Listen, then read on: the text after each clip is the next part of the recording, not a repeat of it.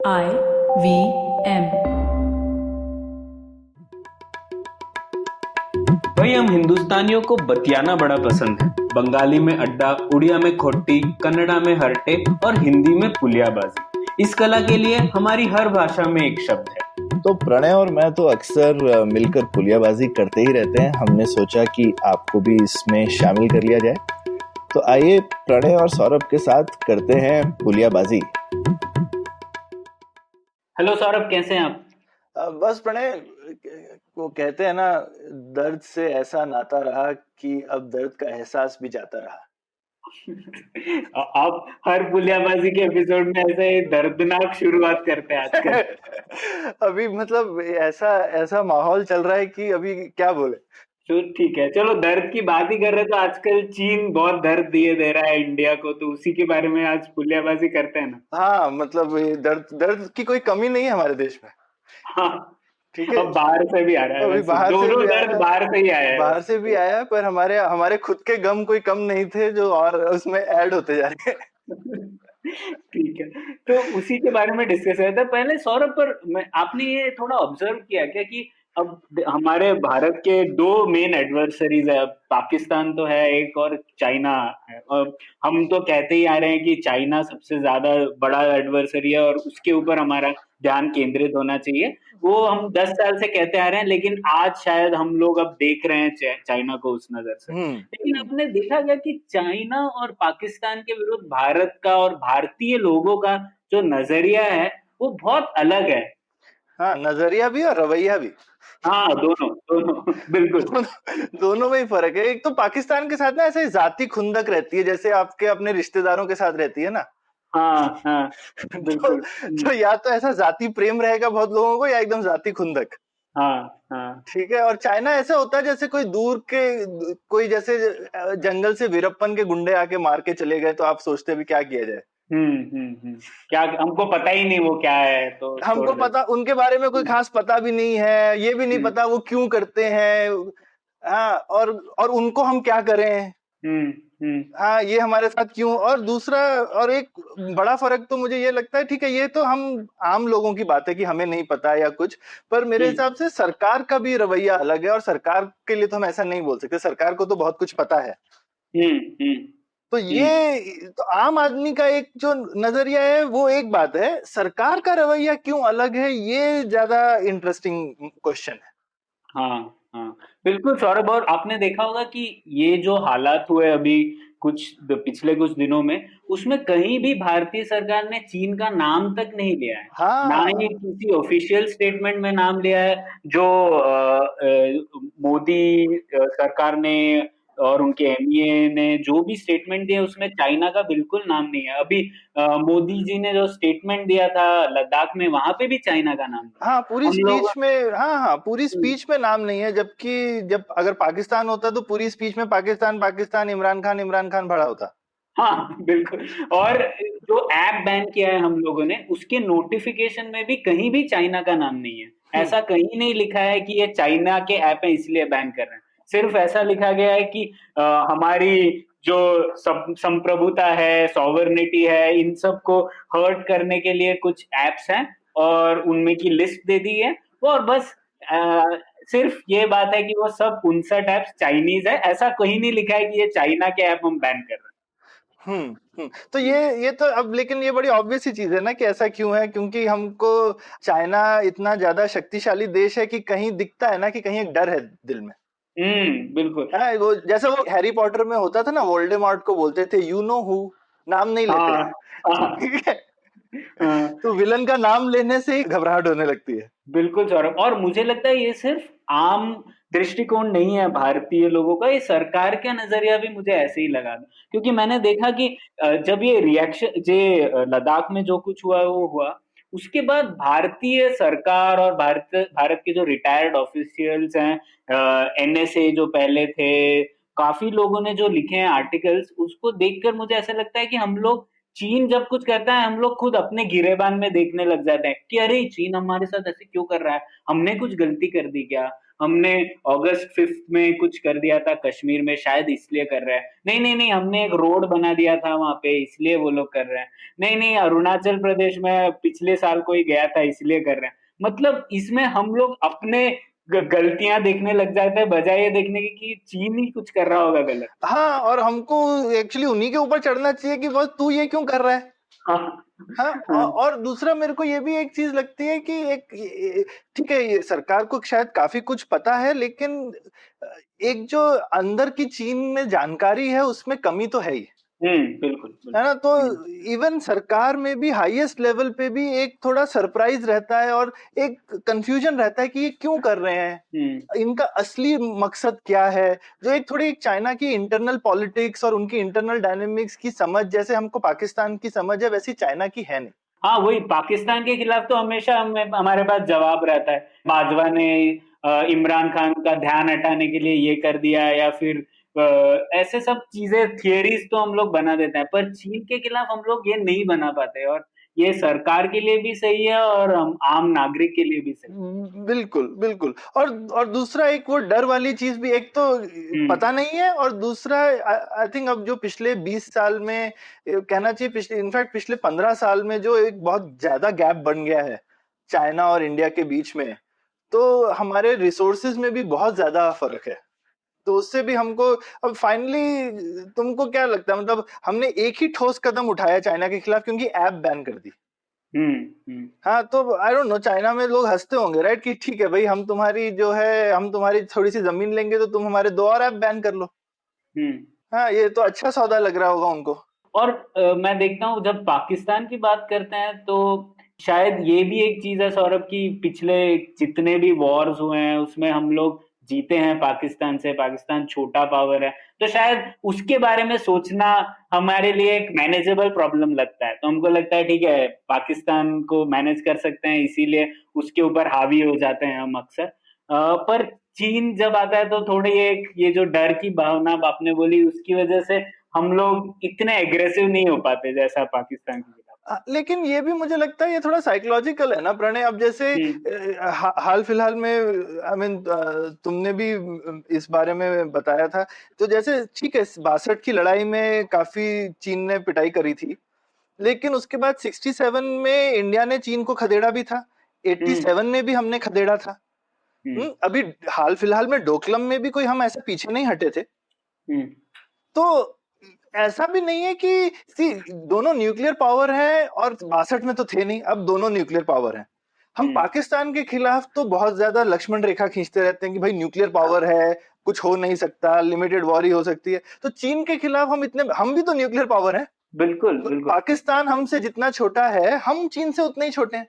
नहीं, और एक्चुअली मैं आपसे बिल्कुल सहमत हूँ कि ये जो है ये साइकोलॉजिकली है, और शायद साइकोलॉजिकल इसीलिए है क्योंकि हमें उनके बारे में पता नहीं, और हम लोगों ने ये एक मिथ्य बना रखा है चाइना के बारे में ना, कि सब कुछ जो चाइना में होता है वो स्ट्रेटेजिकली सोचते हैं, 30 साल के बारे में सोचते हैं, सब कुछ वहां पे एकदम प्लान तरीके से होता है। तो इन सब सोच की वजह से ना हम लोग अपनी कैपेबिलिटी को क्वेश्चन करने लग जाते हैं, लेकिन सच्चाई तो ये नहीं है।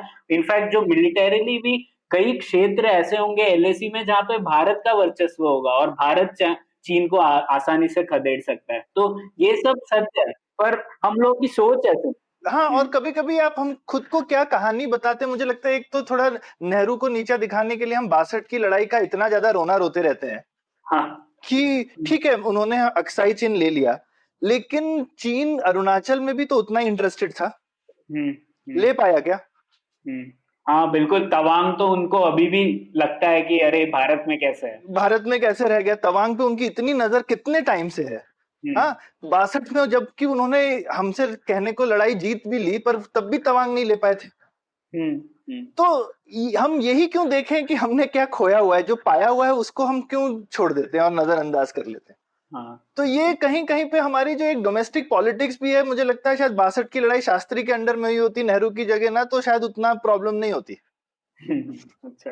हाँ, वो भी हो सकता है। ठीक है, वो उसको हम इतना बढ़ाते हैं क्यों, अब क्योंकि 67 का और जो 87 की हमने चाइना से मुठभेड़ें जीती हैं, वो हम्म तो नेहरू के अंडर में नहीं थी, तो उसके बारे में हम बात भी नहीं करते। हम्म ठीक है, तो वरना हम अपनी जीत पे क्यों नहीं फोकस करें, हार पे क्यों फोकस करें, वो भी जो इतनी पुरानी है। तो एक ये सब जो है ना, ये थोड़े थोड़े एक साइकोलॉजिकल चीजें भी हैं, और एक थोड़ी एक हमारी डोमेस्टिक पॉलिटिक्स की खामी है कि आज की डेट में भी लोग नेहरू को हराने में लगे हुए हैं, चाइना को हराने की जगह। हाँ, उस बेचारे को मरे हुए इतने साल हो गए, तो अभी ये जो एक प्रॉब्लम है ना, जो हमारी एटलीस्ट डोमेस्टिक पॉलिटी की कमी है, और मुझे लगता है एक तो फॉरेन पॉलिसी की भी कमी है, जहाँ पे हम अपने एडवर्सरीज को समझते नहीं है ठीक से, कि कितने हमारे फॉरेन पॉलिसी में या आरएनएडब्ल्यू में कितने चाइनीज स्पीकर्स हैं, चाइना में हमारे कितने लोग बैठे हुए हैं जो कि हमको खबर दे रहे हो कि वहां पे क्या चल रहा है, अंदर क्या चल रहा है, हमारे कितने इन्फॉर्मेंट्स हैं वहां पे।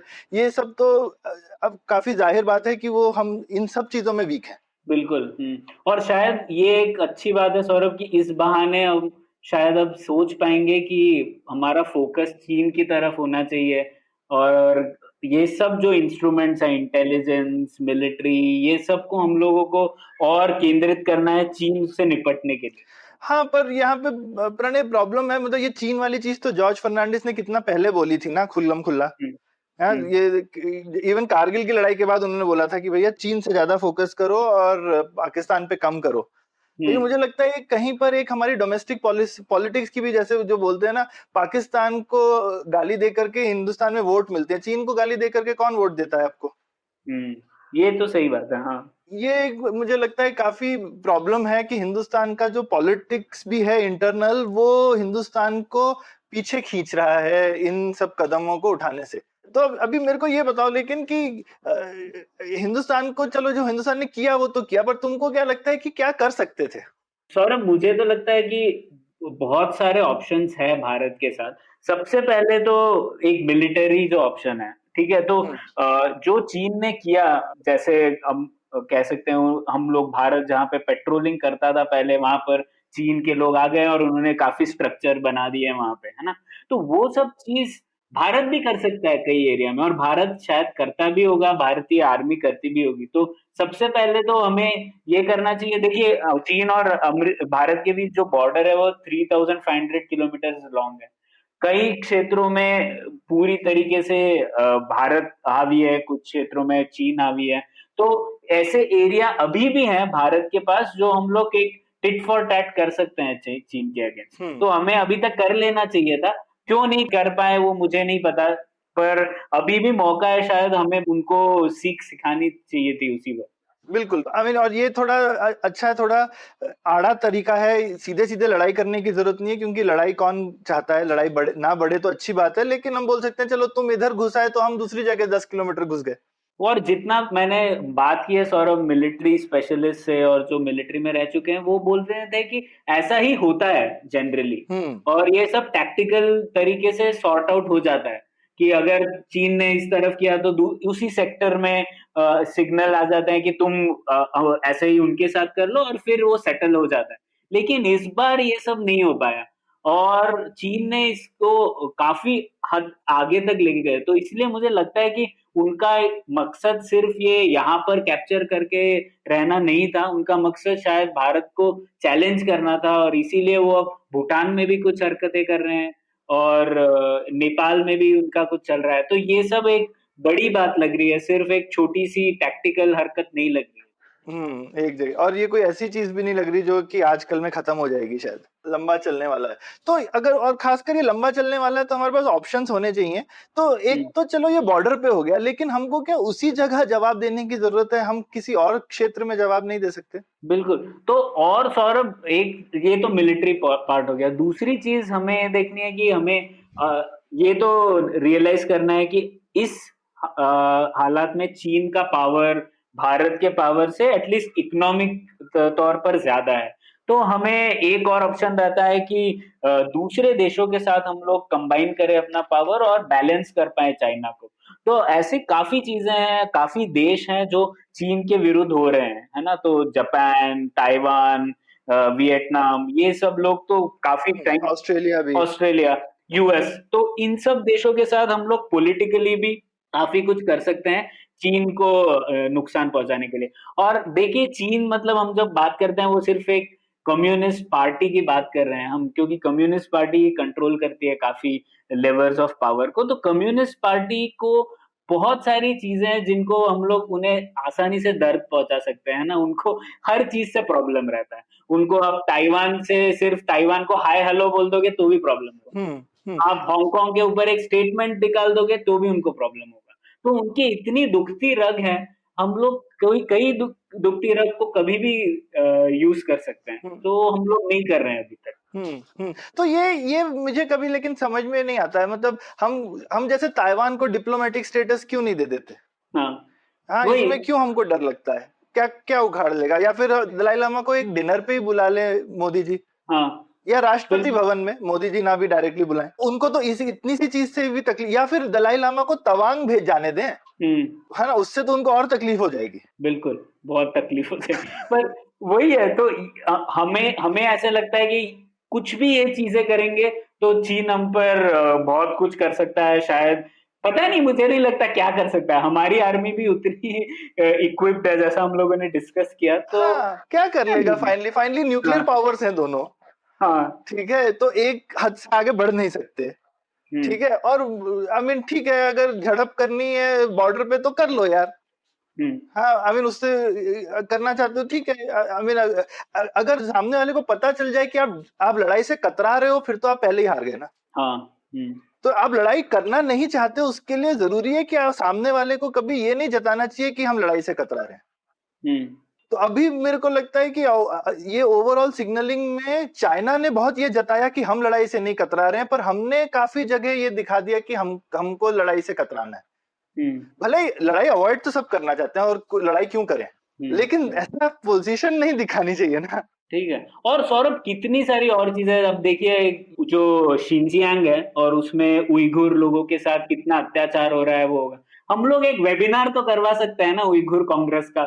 बिल्कुल, बिल्कुल, क्या क्यों हो, नहीं करा सकते? हाँ। सरकार ने नहीं करवाया, किसी और ने करवाया, पर मतलब काफी ऐसी चीजें हैं सौरभ जो मुझे लगता है कि बेसिकली चीन के बहुत सारी दुखती रग है जिसे हाँ, हम लोग यूज कर। हम वर्ल्ड वाइड उइघुर पीड़ितों की कॉन्फ्रेंस ऑर्गेनाइज करवा दें, हाँ, हाँ। क्यों नहीं बिल्कुल। करवा सकते? हम्म। है ना, यूएन में हम बोल सकते हैं कि रेजोल्यूशन पास करवा दें कि उइघुर लोगों पे कितना अत्याचार हो रहा हाँ, है ना, इन बिल्कुल। सब चीजों से तो उनको है ही तकलीफ, बिल्कुल है। और ये हमें ध्यान रखना है कि ये सब जो चीजें चाइनीज कम्युनिस्ट पार्टी कर रही है, ना सिर्फ भारत के साथ बल्कि वियतनाम और उनके तकरीबन हर पड़ोसी के साथ, वो सब उनके डोमेस्टिक स्पेस में उनकी लेजिटिमेसी बढ़ाए रखने के लिए बहुत जरूरी है उनके लिए। और हम लोगों ने डिस्कस भी किया है ये मनोज के साथ पहले, और फिर सनी के साथ भी किया है एक एपिसोड में। तो ये सब चीजें, हरकतें करने से उन्हें लगता है कि उनका औहदा डोमेस्टिकली बढ़ रहा है, तो अगर हम उन्हें थोड़ा भी होप करेंगे तो चीन की कम्युनिस्ट पार्टी को बहुत दर्द होगा। तो हम चाइना के पाकिस्तान है क्या? हाँ, बेसिकली इस तरीके से देखना चाहिए कि पाकिस्तान भारत के साथ क्या करता है, एसिमेट्रिक ऑप्शन यूज करता है ना, हाँ, मतलब तो हम लोग जब ऑप्शन, हमारी आर्मी बेहतर होगी या हमारी आर्मी बड़ी एक्सपेंस कर सकती है, तो पाकिस्तान उसका रिस्पॉन्स और तरीके से देता है, या तो फिर टेररिज्म के द्वारा या फिर और कई चीजों के साथ साइकोलॉजिकल वॉरफेयर की तरह। तो हमें भी वैसे ही देखना है, क्योंकि हमारा इस मुद्दे पर ऑप्शंस बहुत है हमारे पास। बिल्कुल। और जैसे हम लोग अपनी डोमेस्टिक पॉलिटिक्स के लिए कभी कभी पाकिस्तान को यूज करते हैं, इन अ वे चाइना भी अपनी डोमेस्टिक पॉलिटिक्स के लिए शायद अपने नेबर्स को यूज कर रहा है, क्योंकि वहां पे हम्म। शी जिनपिंग को दिखाना है कि मैं कितना स्ट्रांग लीडर हूँ, हाँ, और जिसने चाइना कोविड को बढ़ा 19 के दिया। बाद तो और भी दिखाना है उन्हें, क्योंकि हाँ, कोविड 19 क्योंकि के इतना बाद इतना बड़ा हालत बुरी। डिजास्टर उसके अंडर में हो गया है। बिल्कुल। तो ये एक चीज है जो हम लोग कर सकते हैं, तो पॉलिटिकली ये सब कर सकते हैं। और सौरभ, मुझे इसमें यही है, एक बात बहुत लोग कहते हैं कि हम लोग अगर चीन से निपटना चाहते हैं और इसके लिए हम लोग जापान, यूएस, ऑस्ट्रेलिया के साथ आ गए, तो लोगों को अक्सर लगता है ऐसा हो गया कि हम लोगों ने भारत को बेच दिया अमेरिका को, या फिर हम लोगों ने ऑस्ट्रेलिया को बेच दिया। और ये स्ट्रेटेजिक सेक्टर में जो लोग काम करते हैं, जो लोग बहुत सारे पोजीशंस होल्ड कर चुके हैं, वो भी इस बात में बिलीव करते हैं। आपने सुना होगा ये, आपको क्यों लगता है ऐसा है? ये मुझे लगता है कि ये थोड़ा सा ना पुराना जमाने की उनकी जो थिंकिंग है ना, कि एक हमेशा जो कोल्ड वॉर के टाइम पे था, जहां पे अगर आपने एक बार यूएस के साथ अलाई कर लिया, रशिया और यूएस के बीच में, तो फिर उसके बाद यूएस आपके ऊपर पूरी तरह से हावी हो जाएगा और आपकी पूरी फॉरेन पॉलिसी को डोमिनेट करने लगेगा। हम्म तो ये यूएस ने किया भी है छोटी कंट्रीज के साथ, तो और उस समय हिंदुस्तान बहुत छोटी कंट्री थी भी। हम्म अब हम उतने छोटे भी नहीं है, हम्म एक तो, और अब वो कोल्ड वॉर भी नहीं चल रही है, अब दुनिया भी अलग हो गई है। तो मुझे लगता है कि ये जो काफी जो सीनियर लोग हैं, जैसे कहते हैं ना कि काफी जनरल जो है वो पिछली लड़ाई लड़ रहे होते हैं, हम्म हम्म तो ये शायद ये कोल्ड वॉर की माइंडसेट को आज भी मुझे लगता है कि उन लोगों ने छोड़ा नहीं है। ये जो सीनियर लोग हैं थोड़े, जो जिनकी हम बातें सुनते हैं या बात कर रहे हैं, ये सीनियर लोग जो हैं ये अभी भी कोल्ड वॉर में जी रहे हैं। मुझे तो लगता है सौरभ, ये कोल्ड वॉर से भी पहले जाती है इसकी हिस्ट्री। मुझे लगता है कि हम लोग ये कॉलोनियल माइंडसेट से देखते हैं कि कैसे आजादी के पहले जो हमारी भारत की जो शक्ति थी उसका पूरा प्रयोग ब्रिटेन कर रहा था अपने उपयोग के लिए। तो हम्म शायद मुझे वो तब तब से ये आइडिया आया स्ट्रेटेजिक ऑटोनॉमी का, कि भारत आजादी के बाद जो भी करेगा वो अपने बलबूते पे करेगा और किसी और की नहीं मानेगा। हम्म तो वह एक जो सेंटिमेंट था वो कोल्ड वॉर में भी चला और वो अभी भी चल रहा है। और इसीलिए नॉन अलाइनमेंट जो था, तो आइडिया कि हम लोग सब देशों का फायदा उठा सके अपने बेहतरी के लिए, लेकिन वह एक मूवमेंट में तब्दील हो गया और उसकी एक कॉन्फ्रेंस हो गई।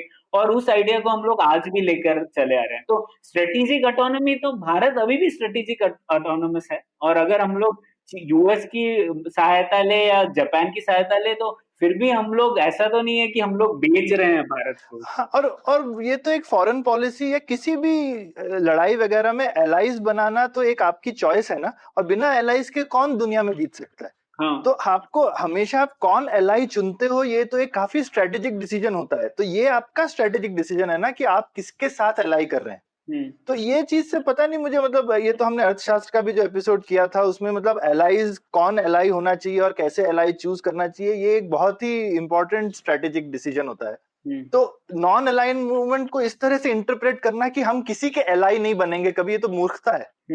हाँ, कि बिल्कुल। भाई अगर आप अलायंस में बिलीव ही नहीं करते तो फिर आप दुनिया में क्या जियो पॉलिटिक्स करोगे, हम्म है ना। तो एलाई एलाई करना तो एक बहुत ही इम्पोर्टेंट हिस्सा होता है किसी भी फॉरेन पॉलिसी का और किसी भी स्ट्रेटेजी का।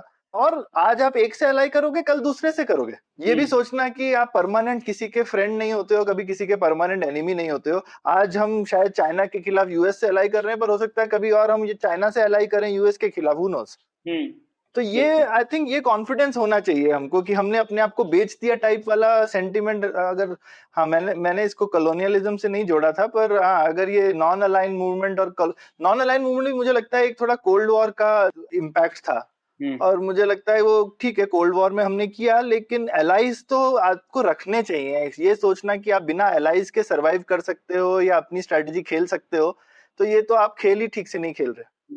बिल्कुल। और खुद चीन ने भी वही किया ना। हमारे पास एक उदाहरण भी है कि जैसे पहले चीन और रशिया के बीच में झड़प हुई और उसके बाद निक्सन और किसिंजर ने चीन के साथ रिश्ते बनाए, और यूएस का बड़ा योगदान था चीन को लाने में जहां पे वो आज पहुंच चुके हैं। तो बिल्कुल चीन ने तो बिल्कुल। फायदा लिया इसका, तो हाँ हमको भी लेना चाहिए। हम क्यों नहीं ले पाए? हाँ हाँ हाँ, बिल्कुल। ये सब हम अपने आप को पीछे खींचने वाली मानसिकता है ये। हाँ, बिल्कुल। और सौरभ, एक और चीज हम लोग जो कर सकते हैं कि हम लोग को चीन के मतलब ये जो कॉन्फ्रंटेशन हो रहा है, ये वहां पे ले जाना चाहिए जहां पे चीन को और नुकसान हो। जैसे कि हम लोग अगर साउथ चाइना सी में कुछ करें या कोऑपरेशन करें यूएस के साथ, ऑस्ट्रेलिया के साथ, तो ये सब चीजें भी हैं जो चीन को बहुत प्रिय हैं, ये सब इश्यूज।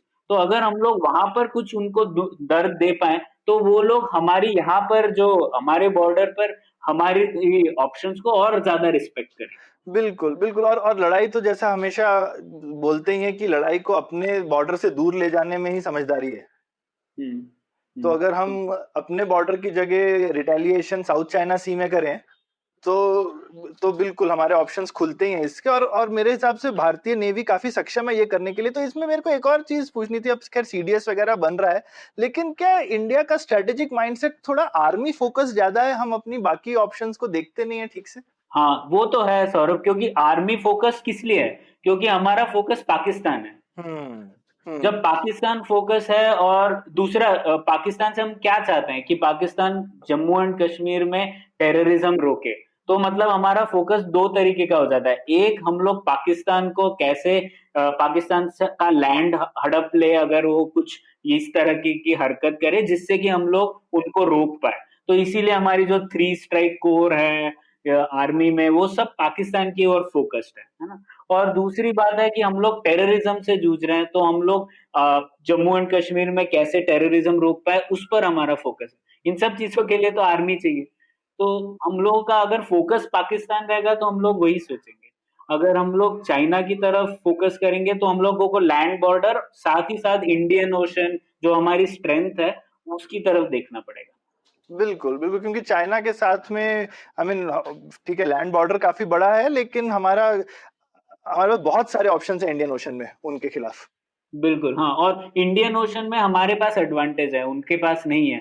साउथ चाइना सी में हम शायद खुद एक साथ ना कर पाए बहुत सारी चीजें, पर हम लोग कॉपरेशन के साथ काफी और देशों के साथ कर सकते हैं। बिल्कुल, वियतनाम और फिलीपींस के साथ में हम अगर या उनके साथ मिलकर करें तो बहुत सारे ऑप्शंस हैं। फिलीपींस तो अभी नहीं, क्योंकि जो डुटर्टे है वो तो काफी चीन के साथ उनके अच्छे संबंध है, और वो लोग चीन से अगर उनको फायदा मिल रहा है तो उनको कोई प्रॉब्लम नहीं है तो उससे। वो लोग चीन के लिए एक और नेपाल बन रहे हैं।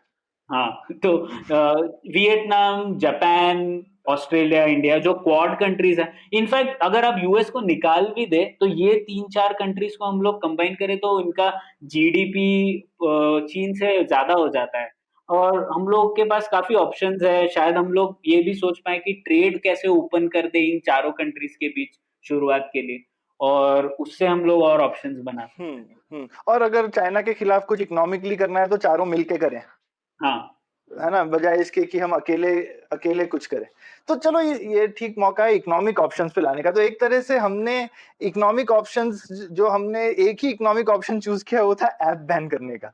हाँ। तो हाँ। इसके बारे में तुम्हारा क्या, एक तो इकोनॉमिक ऑप्शंस हमको यूज करने चाहिए कि नहीं करने चाहिए, और ये ऐप बैन क्या ठीक इकोनॉमिक ऑप्शन था? तो सौरभ, इकोनॉमिक ऑप्शन में हम लोगों ने क्या किया है, जैसे मिलिट्री डोमेन में एक कॉन्फ्लिक्ट चल रहा था, हम्म। उसको हम लोगों ने इकोनॉमिक डोमेन की ओर मोड़ दिया है। हम्म। अब वो भी हम लोग को इकोनॉमिकली रिस्पॉन्ड करेंगे शायद, है ना। पर ये डोमेन हमारा स्ट्रांग पॉइंट है क्या चीन के अगेंस्ट? मुझे नहीं लगता स्ट्रांग पॉइंट है ना। हम्म। तो हम्म। हम लोग क्यों चाहते हैं कि हम लोग आ बैल मुझे मार वाली स्थिति में लाना अपने आप को इस हम्म। मामले में। हम्म। तो तो ये तो हमने ऐप तो हमने काफी खुल्लम खुल्ला बैन किए हैं, पर दूसरी जो अंदर की खबर बोलना चाहिए, या अंदर की खबर नहीं, सभी को मालूम है कि इस समय चाइना से ऑलमोस्ट सारा इंपोर्ट जो है कस्टम्स में अटक गया है।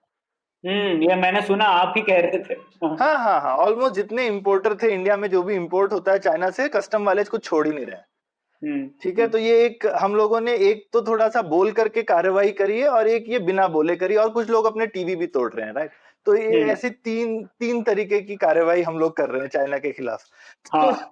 तो ये कार्रवाई लेकिन मेरे को समझ में नहीं आई। चलो ऐप बैन तो एक है, पर हम्म। ये जो सामान आ रहा है कस्टम्स में अटका के हमने रखा, उसके पैसे तो चाइना को ऑलरेडी मिल चुके हैं। हाँ। तो, तो और सौरभ, हमारे इंपोर्टर्स को नुकसान होगा इसकी वजह से, हम लोगों को आइटम्स नहीं मिल पाएंगे, इंडस्ट्रीज को नुकसान होगा, एक्सपोर्टर्स को नुकसान होगा। हाँ हाँ, बिल्कुल बिल्कुल। और ऐसा नहीं है कि ये चीज जो है ये हम कल को आई मीन इसको एक तरह से ऐसे सोच सकते हैं कि काफी लोग, और मैं जानता भी हूँ भी, काफी लोग सोच रहे हैं कि भाई हम अपने सोर्सिंग के ऑल्टरनेट कैसे बनाएं चाइना के। हम्म। हम्म। हम्म। लेकिन यही है कि चाइना से अभी वो लोग क्यों खरीदते हैं, क्योंकि वहां पे जो भी उस क्वालिटी का माल सबसे सस्ते में मिल रहा है। तो आप एक तो आपको अब थोड़ी सी महंगी चीज खरीदने पे मजबूर होंगे। हम्म। हम्म। तो उससे आप चाइना का नुकसान कर रहे हैं या अपना, ये अब हमको सोचने वाली बात है। ठीक है, चाइना की सेल कम हो रही है, पर हम एक महंगी चीज खरीद रहे हैं। हम्म। तो ये हमारे लिए अच्छी, एक तरह से हमने खुद पे टैक्स लगा दिया चाइना को नुकसान पहुंचाने के लिए। बिल्कुल, तो सौरभ वही ऑप्शन है। मिलिट्री, इकोनॉमिक और मिलिट्री पावर में एक बहुत बड़ा फर्क ये होता है कि अगर आप इकोनॉमिक पावर उपयोग कर रहे हैं किसी दूसरे देश को नुकसान पहुंचाने के लिए, तो उसका जो रिबाउंस इफेक्ट होता है, आपको खुद को बहुत नुकसान होता है उस बारे में। तो ये देख हम्म। लीजिए अमेरिका और चीन के बीच जैसे कि ये ट्रेड वॉर चल रहा है 2-3 सालों से, है ना। हम्म। तो इस पे काफी रिसर्च हुई है, और रिसर्च डेटा ये कहता है कि इस जो टैरिफ्स बढ़ा दिए हैं यूएस ने, उसका सीधा सीधा असर यूएस कंज्यूमर पर हुआ है। और यूएस कंज्यूमर ज्यादा पे कर रहा है, उनकी कंपनीज जो इंपोर्ट कर रही थी कुछ चीजें यूएस में बनाने के लिए, उनको भी ज्यादा नुकसान हो रहा है। तो काफी बड़ा असर कंज्यूमर पर हो रहा है। अब यूएस कर सकता है, शायद उनकी जीडीपी पर कैपिटा $64,000 है। हम लोग कर सकते हैं क्या? हम लोग को करना चाहिए कि नहीं, ये हम लोग को सोचने की बात है। इस स्थिति में हम लोग इकोनॉमिक तरीके से और अपने आप को हर्ट करना चाहते हैं कि नहीं, ये सोचने की बात है। बिल्कुल। और मैं तो सोचता हूँ कि यहाँ पे भी हमको थोड़ा कॉन्फिडेंस से सोचना चाहिए कि भाई अगर हम अपने देश को चाइनीज माल खरीद के ही मजबूत बना रहे हैं तो ये तो हमारी समझदारी है ना। हाँ। हाँ। कि चाइना को बोलना चाहिए कि हम तुम्हें सस्ती चीज नहीं बेचेंगे। हमें क्यों हम्म। बोलना चाहिए कि हम सस्ती चीज नहीं खरीदेंगे? हम ये क्यों देखते हैं कि दूसरे को क्या मिल रहा है? हम ये देखना चाहिए ना कि हमको क्या मिल रहा है। हाँ, पर सौरभ इसमें एक और बात होती है, लोग अक्सर कहते हैं डंपिंग, और कि चाइना बहुत सारी चीजें डंप कर देता है इंडिया में, हम्म। और ये एंटी डंपिंग ड्यूटीज होनी चाहिए। इसके बारे में आपने सोचा है क्या? हाँ हाँ, इसके बारे में तो यहाँ पे ही है। तो हमको मेरे हिसाब से वो ठीक बात है कि हमको जरूर ये भी थोड़ी समझ वाली चीज है कि चाइना किस तरह से अपनी कंपनीज को सब्सिडाइज करता है, जिससे कि वो और ज्यादा कॉस्ट कॉम्पिटिटिव हो जाती हैं और इंडियन प्रोड्यूसर्स उनको नहीं compete कर पाते हैं। तो ये एक बिल्कुल सोचने वाली चीज है। और ये पूरी दुनिया में एक्सेप्टेड ट्रेड प्रैक्टिस है कि अगर कोई कंट्री जो है स्पेसिफिकली अपने प्रोड्यूसर्स को सब्सिडाइज कर रही है तो आप उसका एटलीस्ट लेवल प्लेइंग फील्ड बनाते हो। हर चीज में नहीं, उसमें फिर से समझदारी लगाते हो। भाई अगर कोई पैसे खर्च करके आपको सस्ती चीज देना चाह रहा है तो ले लो ना, हाँ। आपकी हाँ। जेब से क्या जा रहा है।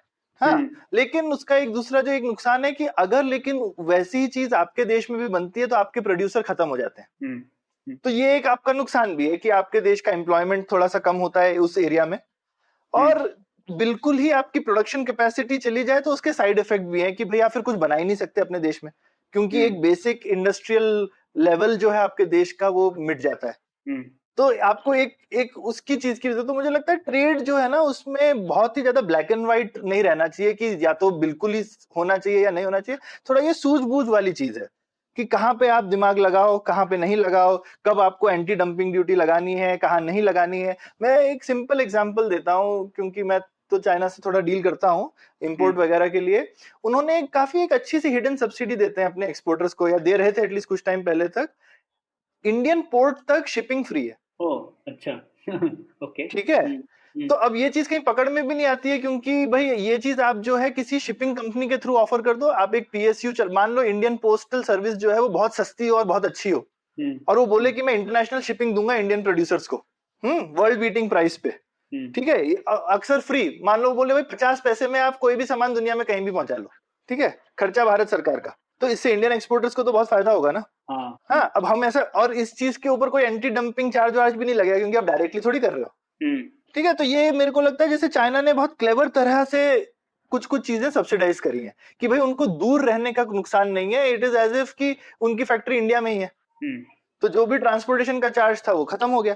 तो इस तरह से चाइना काफी समझदारी से सब्सिडीज भी देता है अपनी कंपनीज को। पर हम, एक तो ये चीज की नॉलेज कितनी है हमारी ट्रेड बॉडीज में और हमारी ट्रेड मिनिस्ट्री में कि ये हो रहा है हमारे साथ। ठीक है, और इसको हम काउंटर कैसे करें? इसको दो तरीके हैं काउंटर करने के। एक तो आप ये सोच सकते हो कि चलो मैं चाइना के खिलाफ ड्यूटी लगाऊं। दूसरी आप ये बोल सकते हो कि भाई मैं भी अपने एक्सपोर्टर्स को सेम सहूलियत देता हूं। ठीक है, क्योंकि आपकी सिर्फ आपस में लड़ाई थोड़ी, आप पूरी दुनिया में compete कर रहे हो चाइना से। कौन सा सिर्फ चाइना को सिर्फ इंडिया में आना उसी से आप compete कर रहे हो। हाँ, नहीं सौरभ, यही मानसिकता का एक प्रॉब्लम है। हम लोग ये सोच रहे हैं कि चाइना को हम लोग सिर्फ भारत में compete करना है। हम लोग की सोच सीमित है उस तरीके से। वो तो तो हम लोग ये एक्सपोर्ट की सोचते ही नहीं है फिर। तो हम हाँ, लोग यही सोच रहे हैं कि चीन को कैसे ब्लॉक कर दूं मैं। बिल्कुल। और जो चीन से इतना सारा जो इंपोर्ट आता है वो बहुत सारी उसमें चीजें, मेरे हिसाब से 90% चीजें तो कंपोनेंट्स होती हैं जिसको यूज करके हम फर्दर एक्सपोर्ट करते हैं। अब उसके लिए अगर सस्ती चीजें आ रही हैं तो शायद अच्छा ही है हमारे लिए। हाँ सौरभ, इसी का हम लोगों ने डेटा देखा था। एक ग्रॉस वैल्यू एडेड होता है, मतलब हमारे एक्सपोर्ट में इंपोर्ट का कितना सहारा है, वो एक कैलकुलेशन होता है। और हमारे एक्सपोर्ट में डेटा भी ये कहता है कि चाइना से इंपोर्ट किया हुआ सामान का बहुत बड़ा योगदान है, सबसे बड़ा योगदान उसका है। तो अगर हम उनका मतलब बेसिकली इम्पोर्ट, एक्सटर्नली। हाँ, तो अगर हम उनका इम्पोर्ट रोक रहे हैं तो हमारा एक्सपोर्ट सफर करेगा। बिल्कुल। तो ये मुझे ठीक बात लगती है कि शायद हम अगर इकोनॉमिकली ज्यादा स्ट्रांग हो तो हमको इकोनॉमिक हथियार यूज करने चाहिए। तो चाइना हमारे खिलाफ इकोनॉमिक हथियार यूज करे तो समझ में आता है, लेकिन हमको उनको मिलिट्री जवाब देना चाहिए। हाँ, बजाय इसके कि हम उनके खिलाफ इकोनॉमिक ऑप्शंस की सोच रहे हैं। हमको क्यों इकोनॉमिक ऑप्शंस की सोचनी चाहिए? हाँ, मिलिट्री या फिर पॉलिटिकल ऑप्शन जो हम लोगों ने बिल्कुल डिस्कस किया। बिल्कुल तो बिल्कुल। तो ये इकोनॉमिक चीज, और ये भी देखिए ना सौरभ, इसका नुकसान हम लोगों ने डिस्कस किया, इसका फायदा क्या होगा? अब जो चीन से इतना चीजें एक्सपोर्ट होती है उसका सिर्फ 3% भारत में आ रहा है। तो हम लोग इतना सब करके कल को सोच लीजिए सब कुछ बैन कर दिया हम लोगों ने, तो चीन का 3% एक्सपोर्ट कम हो गया।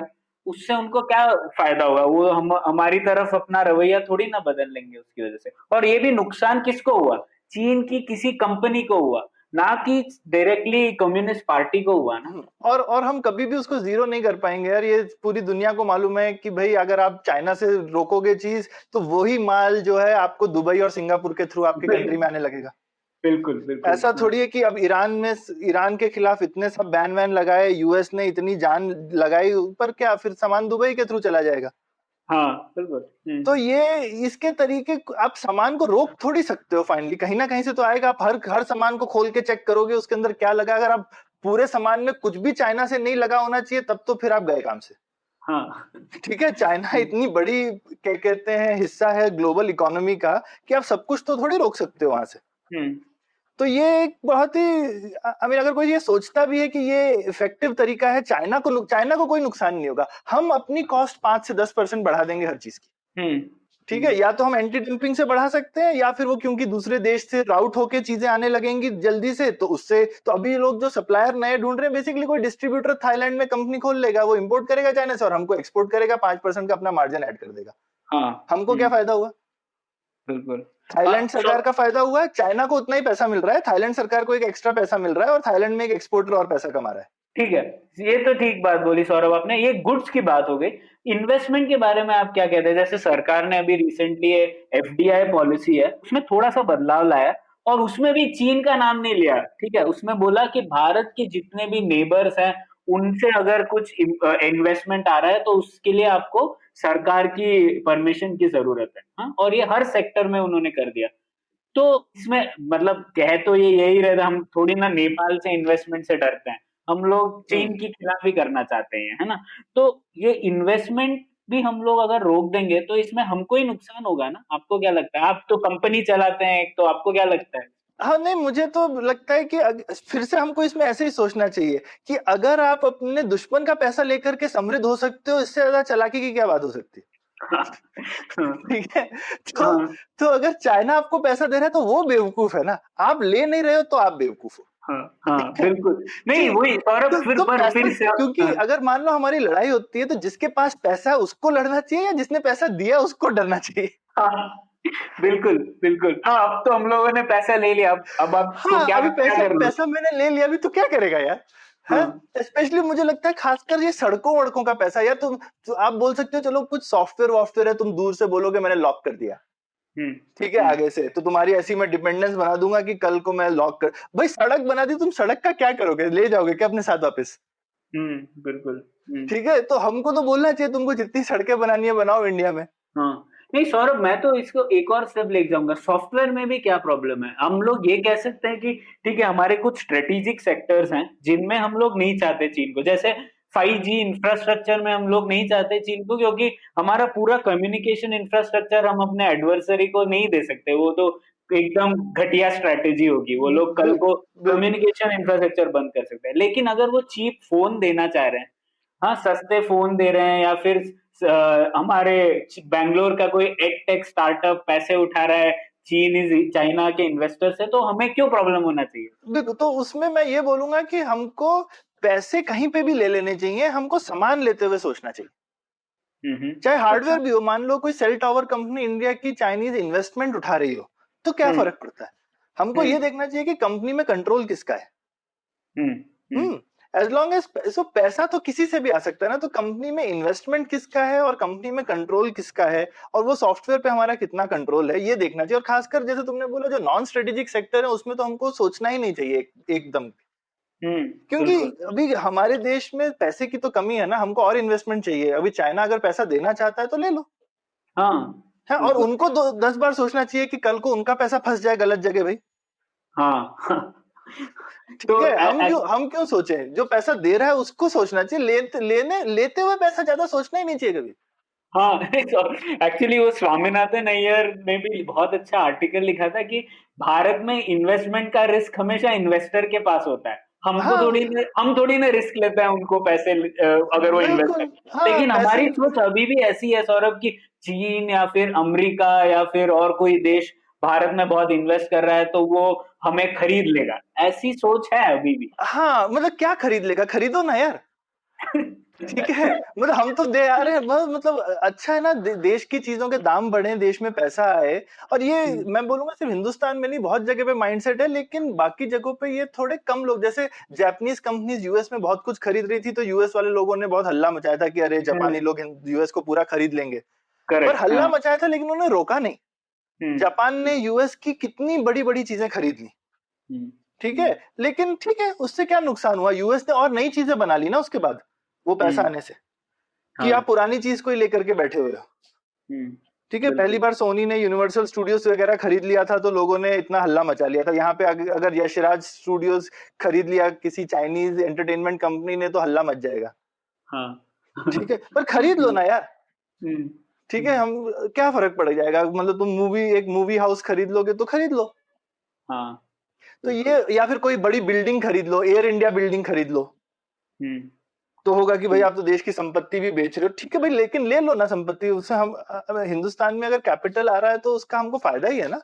हाँ और सौरभ एक और इफेक्ट होगा ये जो एफडीआई पॉलिसी में चेंज है उससे, जैसा आपने बोला था गुड्स सिंगापुर से आ सकते हैं, वैसे इन्वेस्टमेंट का भी हो सकता है ना। जैसे अब कंपनी क्या करेगी, वो सिंगापुर में बना लेगी अपना हेड ऑफिस और बोलेगी मैं तो सिंगापुर कंपनी हूँ, जबकि उनका सब डेवलपमेंट शायद इंडिया में हो रहा होगा हाँ, और पैसा वो लोग और वहां ये से उठाएंगे। ये ऑलरेडी बहुत बड़ा ट्रेंड है प्रणय, कि हम्म। ज्यादातर जो मैं नए इंडियन स्टार्टअप से बात कर रहा हूँ वो सब प्रेफर कर रहे हैं, और इंडियन वीसीज भी एडवाइस करते हैं कि भाई हिंदुस्तान में पॉलिसीज इतनी ज्यादा उल्टी सीधी हैं कि आप हिंदुस्तान के बाहर इनकॉर्पोरेट कीजिए। ये हिंदुस्तान के लिए बहुत दुख का विषय है हम्म।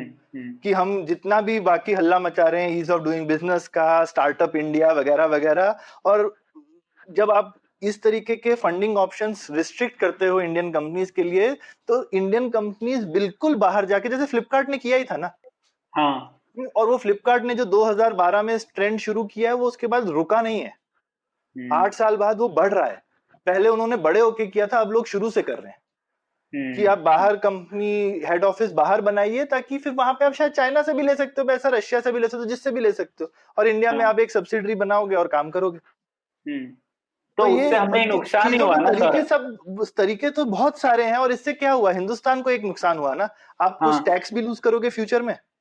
हाँ ठीक है, और आप कंट्रोल भी लूज कर और रहे हो क्योंकि कंट्रोल, अब और बिल्कुल, तीसरी देश की और बिल्कुल आप कंट्रोल भी लूज कर रहे हो, तो आप ज्यादा कंट्रोल करने के चक्कर में पूरा कंट्रोल खो दे रहे हो। हाँ अच्छा, अच्छी बात की आपने। हाँ। तो ये एक काफी प्रॉब्लम की चीज है। पर इसमें प्रणय मैं लेकिन एक चीज बोलूंगा मेरे को, लेकिन ये ऐप बैन हमको ये मिलिट्री कॉन्फ्लिक्ट में शायद चाइना के खिलाफ नहीं करना चाहिए था, ये मुझे संदर्भ उनका गलत लगा। पर इन जनरल मुझे लगता है कि चाइनीज एप्स को बैन करने का हिंदुस्तान के पास एक वैलिड रीजन है। क्या है वो? वो ये कि चाइना में कोई भी बाहर की ऐप नहीं यूज हो सकती, हम्म। हम्म। तो हम क्यों होने दें उनकी एप्स इंडिया में यूज। हम्म। हम्म। हाँ, उन्होंने एक जिसको कहते हैं ग्रेट फायरवॉल बना के रखी हुई है, सब कुछ जो है वहां पे पूरा इंटरनेट जो है, मतलब ट्विटर पे चाइनीज डिप्लोमेट इंडिया को गाली देते रहते हैं, हम्म। लेकिन वही ट्विटर जो है उसपे हम कुछ भी बोलते रहे पर चाइनीज सिटीजन उसको नहीं देख सकते। हम्म। हम्म। ना ट्विटर, लेकिन ना फेसबुक, हाँ। ना गूगल, कुछ नहीं चलता चाइना के अंदर। लेकिन वही है सौरभ, इसमें फिर से हम लोग बात कर रहे हैं कि हम लोग को रेसिप्रोकल होना चाहिए, वो जैसे हमें ट्रीट कर रहे हैं वैसे ही हमें ट्रीट करना चाहिए। लेकिन हमें इसमें अपना फायदा देखना है कि नहीं। अगर भारत के इतने सारे लोगों को फायदा हो रहा है वो ऐप यूज करके, तो हम लोग क्यों बैन करें उस चीज को? हाँ हमारा ही ये नुकसान होगा। हाँ ये एक बिल्कुल ठीक बात है कि, और शायद हमको ये सोचना चाहिए कि 59 ऐप हिंदुस्तान में इतने पॉपुलर हैं और सारे चाइना के हैं, तो ऐसा क्यों है, ये सवाल हमको पहले पूछना चाहिए। अभी वैसे स्टार्टअप जगत में काफी लोग बहुत खुश हैं और बहुत एक्साइटेड हैं कि भाई अब ये 59 ऐप का ऑलरेडी इतना बड़ा मार्केट है, तो इसको हम फटाफट हड़प लें। हाँ, तो एक 59 कंपनी इंडिया में बनने का चांस है नहीं कि भाई ये ऐप अगर बहुत बड़े थे ऑलरेडी इंडिया में, तो आप फिर नई कंपनीज बना सकते हो ना जो कि ये ऐप जैसी हो। लेकिन ये थोड़ा शॉर्ट टर्म थिंकिंग है। हमको ये सोचना चाहिए कि मान लो अगर हमने शुरू से ये वाला स्ट्रेटेजी बना के रखी होती, तो क्या हम कभी ये सोचते भी कि टिकटॉक जैसी चीज इंडिया के गांव में चलेगी? हाँ बिल्कुल। है ना, टिकटॉक जो है जैसा वो आई मीन जो चाइनीज ऐप है, वो बनी तो थी यूएस टीनेजर्स के लिए, म्यूजिकली बनी थी, म्यूजिकली को टिकटॉक ने एक्वायर किया। हाँ, और उसके बाद ये पूरी दुनिया में चली, लेकिन हिंदुस्तान में अगर आप देखो तो एलीट टीनेजर्स ने नहीं अपनाया इसको हमारे देश के जो सबसे, मैं बोलूंगा कि जो नए डिजिटल पार्टिसिपेंट्स थे, उन लोगों ने इसको अपना ऐप बनाया। मतलब जो टिकटॉक के आप स्टार्स वगैरह देखें तो आप देखोगे कि कितना टैलेंट है इंडिया में और उन्होंने कितने जबरदस्त प्रोडक्शन करते हैं। और ये चीज शायद हम कभी डिस्कवर नहीं करते अगर टिकटॉक नहीं होता। हाँ, हाँ, बिल्कुल। ऐसा नहीं हुआ कि टिकटॉक ने आके कोई किसी इंडियन ऐप को ये उन्होंने एक कंप्लीटली नया मार्केट अपनाया ना। तो शायद सवाल पूछने वाला ये है कि ऐसे 59 चाइनीज ऐप क्यों हैं और इंडियन ऐप क्यों नहीं है? इसका मेरे पास एक एक जवाब है, पर तुम्हारे पास अगर इसका इसके बारे में कोई और ख्याल है तो पहले बताओ। नहीं नहीं, आप बताइए। तो मेरे को ऐसा लगता है हमेशा, और ये सिर्फ चाइना के लिए नहीं है, यूएस के लिए भी है, कि आपका अगर डोमेस्टिक मार्केट स्ट्रांग नहीं है ना, तो हमको दिखता है कि ये ऐप इंडिया में बहुत बड़े हैं। लेकिन इन एप्स का टोटल आप देखो, टिकटॉक ही ले लो, इंडिया का जो टिकटॉक का यूजर बेस है, वो टिकटॉक के वर्ल्ड वाइड रेवेन्यू का क्या परसेंटेज होगा? ठीक है, उसी तरह से आप अमेजोन को ही ले लो। अमेजोन का जो इंडिया का यूजर बेस और रेवेन्यू है, वो उनके वर्ल्ड वाइड का कितना परसेंटेज है? लेकिन अब देखो तो अमेजोन और टिकटॉक दोनों के लिए आपका जो इन्वेस्टमेंट है अपनी चीज बनाने का, वो आप स्प्रेड आउट कर सकते हो इतने बड़े मार्केट में जहां पे आप हो। और फिर सॉफ्टवेयर तो आप हर जगह पे सेम यूज कर सकते हैं। ऐसा तो नहीं है टिकटॉक को इंडिया के लिए सेपरेट सॉफ्टवेयर बनाता है। समझा नहीं सौरभ मैं ये बात। आप ये कह रहे हैं कि जो टिकटॉक का भारत में रेवेन्यू है वो उनके पूरे रेवेन्यू से बहुत छोटा सा हिस्सा है। बहुत छोटा सा हिस्सा है। तो अगर और लेकिन टिकटॉक बनाने में बहुत बड़ा इन्वेस्टमेंट भी लगता है। तो अब टिकटॉक बनाने का जो इन्वेस्टमेंट है, वो क्या सिर्फ भारत का मार्केट झेल सकता है? हाँ नहीं, उनको डेवलप करना है और वो पूरे विश्व में फैलाएंगे तभी वो फायदा होगा उनको। बिल्कुल, और वो पूरे विश्व में फैलाते हैं, या और पूरे विश्व में फैलाने से पहले वो अपने देश में करते हैं ना। तो अपने देश में उन्होंने उसको इतना बड़ा बनाया, और उसके बाद जैसे अमेजोन पहले यूएस में बहुत बड़ा बना। हाँ, और वो मार्केट में आप इतने बड़े बनते हैं, तो अब दूसरे तो एक ये हम सिर्फ हिंदुस्तान में स्टार्टअप्स को गाली देते रहते हैं या बोलते रहते हैं यहाँ कोई इनोवेशन नहीं होता। कुछ चीजें मार्केट के साइज पे भी डिपेंड करती हैं। इस साइज ऑफ मार्केट में इतना ही इनोवेशन होगा। अच्छी बात है। आप कैसे, अगर मान लीजिए यहाँ पे पूरा रेवेन्यू ही इस चीज का 100 करोड़ का है, तो आप उसमें 1000 करोड़ कैसे लगाओगे कंपनी को बनाने में? और मार्केट मतलब आप कह रहे हैं कितने लोग खरीदने की क्षमता रखते हैं कितने लोग खरीदने की क्षमता रखते हैं, और उनके पास कितना पैसा है ही देने के लिए। हिंदुस्तान में करोड़ों लोग हैं जो टिकटॉक यूज करते हैं, पर अब लेकिन उनकी जो खरीदने की क्षमता है, आपको एडवर्टाइजिंग रेवेन्यू उसी हिसाब से मिलेगा ना। ठीक है, तो वो एडवर्टाइजिंग रेवेन्यू ही टिकटॉक का रेवेन्यू है। तो उससे ज्यादा वो कैसे कुछ कर लेगी? तो अब ये देखिए कि मान लीजिए टिकटॉक का मार्केट में, ये हाइपोथेटिकल नंबर मैं ऐसे अंदाजे के लिए बोल रहा हूँ, मान लीजिए वहां 1000 करोड़ का है। आप उसके लिए मान लीजिए 500 करोड़ रुपए खर्च करके टिकटॉक जैसी कंपनी बनाए। उसके बाद में आप बोल सकते हैं भाई मैं एक एडिशनल 50 करोड़ रुपए लगा करके इंडिया में लॉन्च कर देता हूँ। लेकिन अब इंडिया की कंपनी सिर्फ वो 50 करोड़ लगा करके वो 550 करोड़ की इन्वेस्टमेंट से कैसे कम्पीट करेगी, या उस क्वालिटी से भी? तो आज हम कर सकते हैं, क्योंकि एक सॉफ्टवेयर में एक और चीज होती है कि चीज बनाने में काफी टाइम और पैसा लगता है, पर कॉपी करने को कम लगता है। तो शायद ये शॉर्ट टर्म में हमको दिखता है। और एक और चीज है, हम शायद काफी चीज ओवर एस्टिमेट भी करते हैं। टिकटॉक देखने में बहुत सिंपल लगता है, पर वो इतना है नहीं। ठीक है, काफी सोफिस्टिकेशन है उसमें। हाँ, और वो सारी सोफिस्टिकेशन पीछे होती है, तो हमको दिखती कम है। तो ये वाली चीज एक इतना आसान भी नहीं है मैचअप करना, पर अगर कुछ चीजों में लेकिन हो भी जाता है कि जहाँ पे डिस्कवरी में ज्यादा पैसा लगता है पर फाइनल चीज जब डिस्कवर हो गई तो कॉपी करना आसान होता है। पर सौरभ, ये सॉफ्टवेयर की बात करते हैं, जैसे सॉफ्टवेयर जब 2000 सन में जब हम लोग की कंपनीज उभरने लगी, तो पर वो सॉफ्टवेयर में भी तो हम लोगों का मार्केट बहुत कम था, लेकिन भारतीय कंपनीज पूरे विश्व में कैसे पॉपुलर हो गई फिर? तो हम प्रोडक्ट्स कहाँ बना रहे थे, हम सर्विसेज कर रहे थे ना। हम्म। तो सर्विसेज करना आसान है इन सब चीजों में आपको, क्योंकि अपनी मार्केट के लिए प्रोडक्ट थोड़ी बना रहे हो। हाँ, सही बात ठीक है। है, आपको आप अच्छी मैन पावर ट्रेन कर रहे हो और उनको अच्छे प्रोसेसेस के साथ डिप्लॉय कर रहे हो, हम्म है ना। यही करती है ना आईटी सर्विसेज कंपनी, एक बड़े तौर पे man power development, training and deployment का काम कर रही है। बिल्कुल। ठीक है, और अच्छे प्रोसेसेस भी हैं, और इंडिया के, मैं उसको ये नहीं कहना चाहता कि कोई लो एंड है, मतलब वर्ल्ड बीटिंग काम हमने किया है प्रोसेस के लेवल पे। तो हम बहुत बड़े बड़े प्रोजेक्ट्स जो है मल्टी ज्योग्राफी लेवल पे वगैरह जो कर सकते हैं, जो इंडियन प्रोजेक्ट मैनेजमेंट एक्सपर्टीज है, वो मेरे ख्याल से दुनिया में सबसे अच्छे लेवल पे ही होगा अच्छा। अच्छी कंपनीज में। बिल्कुल बिल्कुल, और वो हमारा स्ट्रेंथ है, वो चाइना ने नहीं किया था किसी भी रीजन से। हम सिर्फ यही देखते रहते हैं चाइना ने क्या अच्छा किया, ये चीज हमने अच्छी करी और अभी भी हम उसमें अच्छे ही हैं। हम्म ये चीज चाइनीज कंपनीज नहीं कर पाई हमने जैसे किया ये चीज। अच्छा, हाँ, हाँ, बिल्कुल। लेकिन प्रोडक्ट जो है आप देखोगे तो ज्यादातर प्रोडक्ट आप डोमेस्टिक, क्योंकि आपको कस्टमर के पास होना पड़ता है प्रोडक्ट बनाने के लिए। हम्म हम्म तो आप अगर कस्टमर्स के करीब हो तो आप सबसे ज्यादा किसके करीब होते हो, अपने डोमेस्टिक कस्टमर्स के। तो अगर आपकी हम्म डोमेस्टिक मार्केट बहुत छोटी है तो आपके प्रोडक्ट्स उसको रिफ्लेक्ट करेंगे ही करेंगे। अच्छा। और दूसरा, लेकिन ये तरीका है कि आप हमेशा कॉपी तो कर सकते हो कि भाई दूसरे मार्केट में कुछ डेवलप, जैसे फ्लिपकार्ट था, अमेजॉन, वो फ्लिपकार्ट के फाउंडर्स ने अमेजॉन में ही काम किया हुआ था ना पहले। हम्म तो ठीक है, आपने देख लिया कि अमेजॉन कैसे हुआ, आपने उनकी जो 20 साल की जर्नी थी डिस्कवरी की, क्योंकि काफी जो नई चीजें बनती हैं उसमें ये समझना कि क्या बनाना है। हम्म इसमें जैसे टिकटॉक का ही अगर मैं कॉन्क्रीट एग्जांपल लूं, तो टिकटॉक के जो फाउंडर्स थे उन्होंने पहले एजुकेशन वीडियो ऐप बनाया। अच्छा। ठीक है, हाँ। और चला नहीं। हम्म ठीक है, वो उन्होंने ऐसा बनाया था ऐप जिसमें लोग खुद ही एजुकेशनल वीडियो क्रिएट करें और दूसरे लोग कंज्यूम करेंगे। अच्छा अच्छा। तो वो ऑलरेडी वीडियो प्रोडक्शन कंजम्पशन वाले क्षेत्र में थे, लेकिन एजुकेशन पॉइंट ऑफ व्यू से, और जब उन्होंने लॉन्च किया तो चला ही नहीं। अच्छा। हाँ ठीक है, तो हाँ। फिर उन्होंने सोचा अब क्या करें, उसी टेक्नोलॉजी को फिर उन्होंने चेंज किया एंटरटेनमेंट में। और उनके पास में जो इन्वेस्टर्स का पैसा था वो बच गया था थोड़ा पिछले फेलियर से। हम्म तो उन्होंने वो बचे हुए पैसे से इसको एंटरटेनमेंट में ट्राई किया और वहां चल गया। हम्म और पहले उन्होंने सिर्फ ये एंटरटेनमेंट पे सिर्फ ट्राई किया था कि यूएस के पॉइंट ऑफ व्यू से, और फिर वो जो कंपनी थी म्यूजिकली, उसको टिकटॉक ने खरीदा। टिकटॉक भी सेम ही चीज ट्राई कर रही थी चाइना के अंदर में, और म्यूजिकली भी चाइनीज लोगों की कंपनी थी जो ये ट्राई कर रही थी चाइना के बाहर। अच्छा। फिर उन्होंने उनको खरीद के ये टेक्नोलॉजी को पूरा वर्ल्ड वाइड किया। और सोचो इंडिया में तो मतलब जो तबका यूज कर रहा है उसका कोई कनेक्शन नहीं है पहले के टारगेट मार्केट से, तो ये सब डिस्कवरी से आता है, और ये हम्म डिस्कवरी में बहुत पैसा लगता है।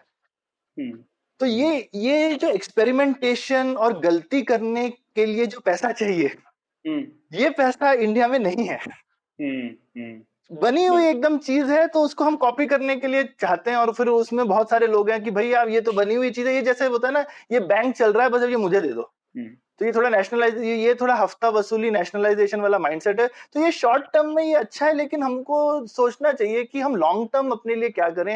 ये शॉर्ट टर्म करके खुश हो जाना और इस तरह से कंपनी बनाना, मुझे लगता है ठीक है। आई मीन कहीं पे गलत गलत चीज से भी कुछ सही फायदे हो जाते हैं। जैसे डिमोनेटाइजेशन हुआ था तो थोड़ा बहुत डिजिटल पेमेंट्स वगैरह को बूस्ट मिल गया था उस टाइम पे। हम्म। इसका ये मतलब नहीं है कि आपको करना चाहिए था डिमोनेटाइजेशन।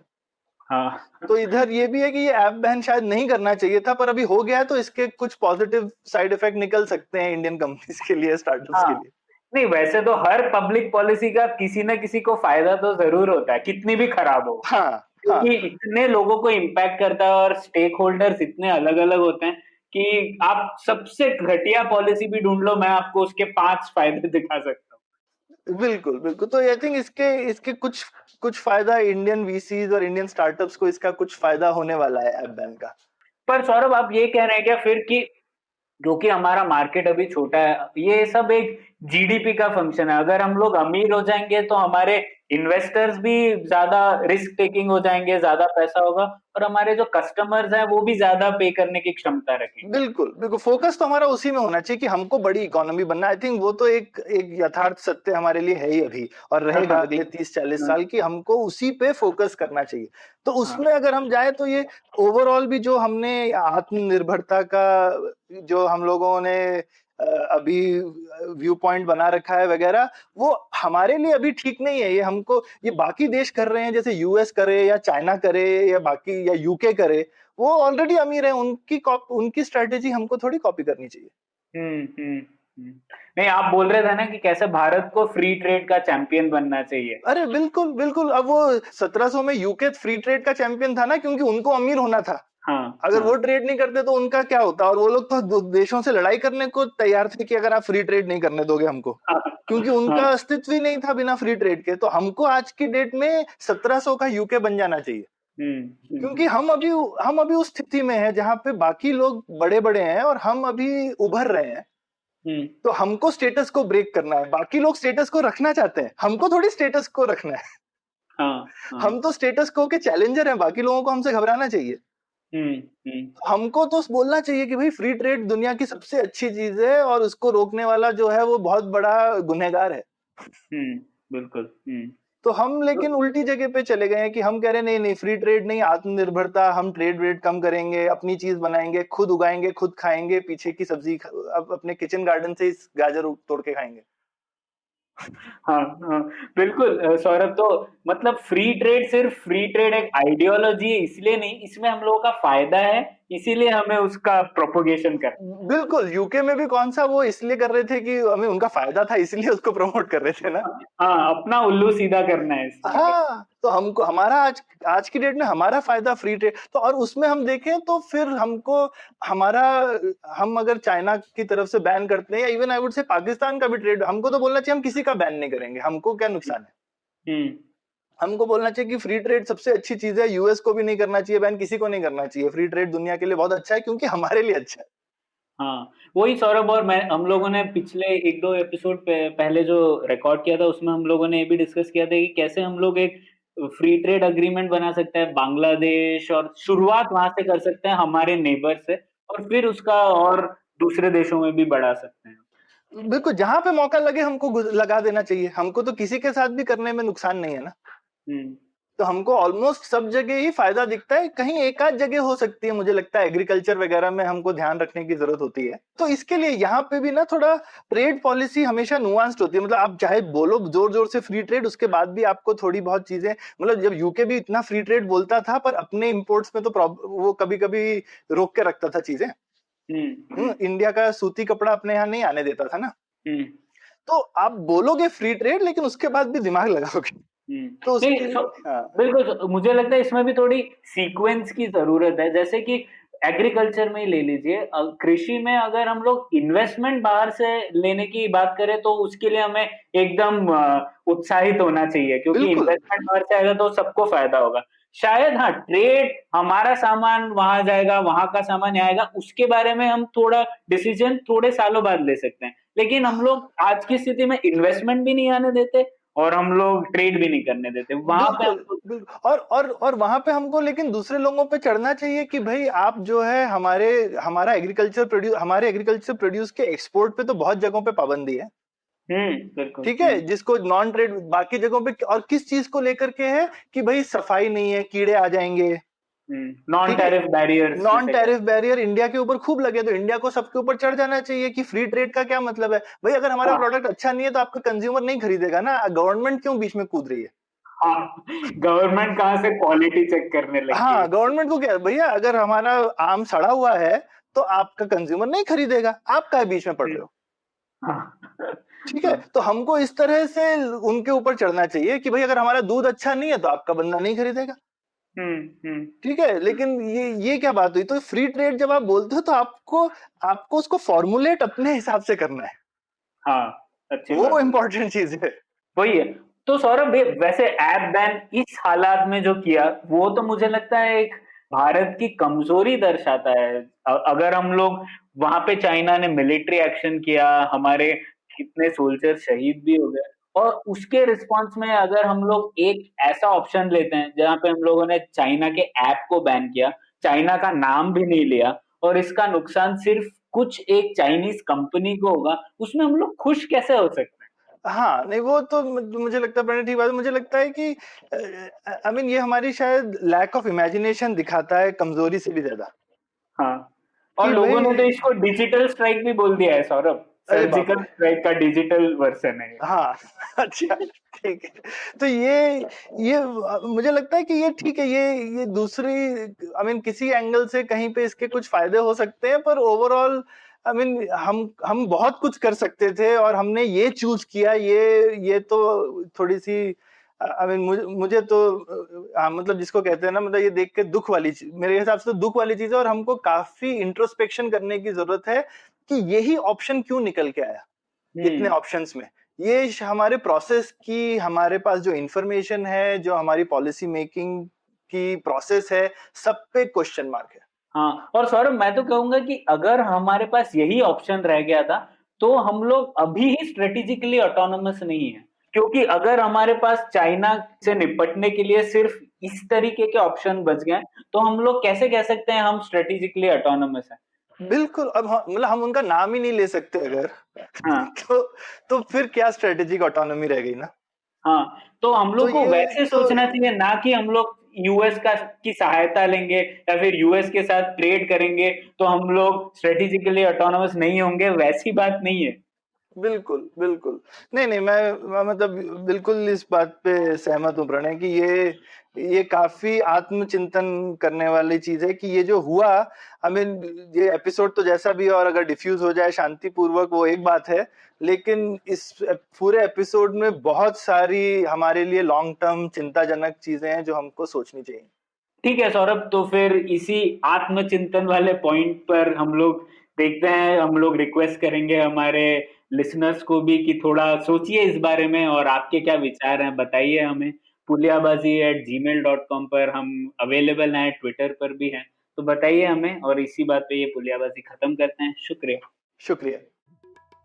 उम्मीद है आपको भी मजा आया। यह पॉडकास्ट संभव हो पाया है तक्षशिला इंस्टीट्यूशन के सपोर्ट के कारण। तक्षशिला पब्लिक पॉलिसी में शिक्षा और अनुसंधान के लिए स्थापित एक स्वतंत्र संस्था है। आप दुनिया के किसी भी कोने में हो, आपकी उम्र कुछ भी हो, अगर आप पब्लिक पॉलिसी, विदेश नीति या टेक्नोलॉजी गवर्नेंस में रुचि रखते हैं तो तक्षशिला की वेबसाइट takshashila.org.in पर उनके कोर्सेज को जरूर चेक कीजिए। और अगर आप पुलियाबाजी में शामिल होना चाहते हैं तो हमसे कनेक्ट कीजिए puliyabazi@gmail.com पर या फिर @puliyabazi ट्विटर पर। शुक्रिया।